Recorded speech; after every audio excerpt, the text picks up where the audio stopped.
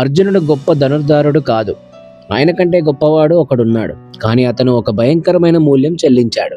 యువరాజులు ఆ కుక్క జాడను పట్టి ఏకలవ్యుడు అనే ఒక అడవి తెగ యువకుడిని కనుక్కుంటారు.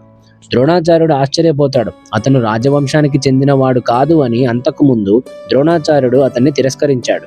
అందుకే ఏకలవ్యుడు ద్రోణాచార్యుడు మట్టి విగ్రహాన్ని చేసుకొని రహస్యంగా అభ్యాసించాడు. అర్జునుడి కంటే ఎంతో గొప్పవాడిగా ఎదిగాడు. కానీ ప్రపంచంలోనే అత్యంతమైన యోధుడిగా నిలబెడతాను అని ద్రోణాచార్యుడు అర్జునుడికి మాట ఇచ్చాడు. ఆ మాటను నిలబెట్టుకోవడానికి ద్రోణాచార్యుడు ఒక క్రూరమైన కోరిక కోరుతాడు. గురుదక్షిణగా ఏకలవ్యుడి కుడి చేతి బొటనవేలు అడుగుతాడు. ఒక కన్నీటి చుక్క కూడా విడవకుండా ఏకలవ్యుడు తన బొటనవేలను కోసేసుకుంటాడు. అర్జునుడికి తన స్థానం దక్కింది.